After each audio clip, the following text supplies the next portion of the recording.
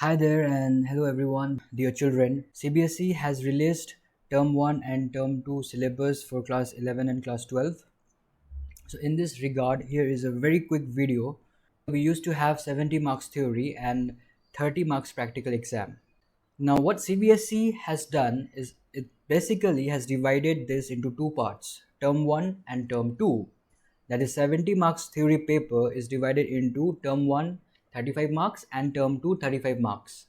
Likewise, the practical 30 marks has also been divided into practical 1 and practical 2, each carrying 15 marks to be held at the end of term 1 and term 2 respectively.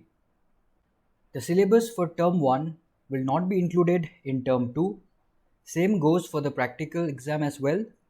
Regarding practical exam, first practical exam, which is 15 marks, it will be conducted under the supervision of the subject teacher. There will be no external appointed for the first practical exam, which will be held at the end of term 1, whereas the second practical exam, which will be conducted at the end of term 2, will be under the supervision of an external appointed by the CBSE as well as the internal or the subject teacher. In case the situation continues, that is the situation of lockdowns, in that case, what will happen is you will have to give your practical exam in pen and paper assessment mode. So let's have a quick look at the computer science syllabus and the IP syllabus.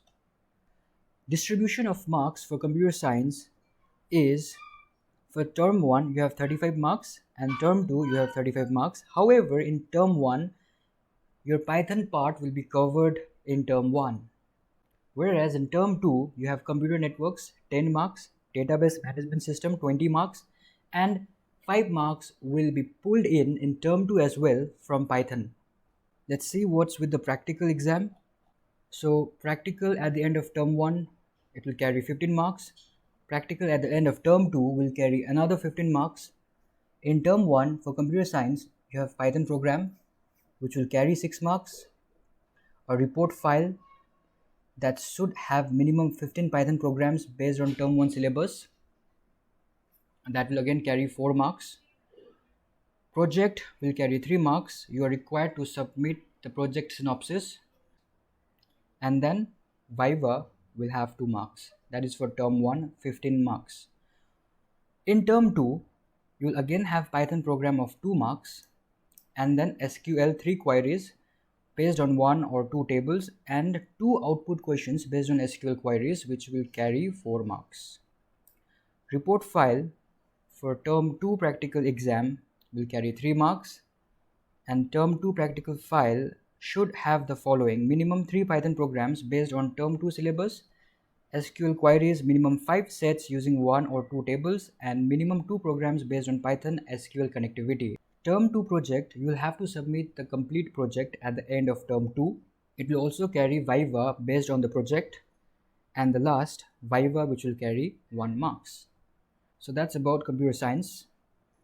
Now let's have a quick look at IP syllabus. Your IP term 1 syllabus comprises of unit 1, which is data handling using pandas and data visualization, that will carry 25 marks, and unit 4, societal impacts, which will carry 10 marks. So Python will be covered in term 1.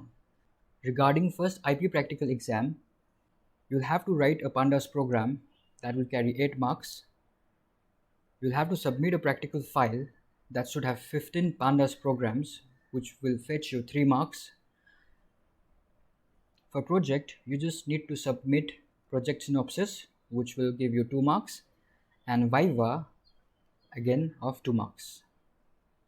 For term 2 IP syllabus, you have unit 2, which is database query using SQL, which will carry 25 marks, and unit 3, which is introduction to computer networks. In your second IP practical exam, which will be carrying 15 marks, there will be SQL queries carrying 7 marks.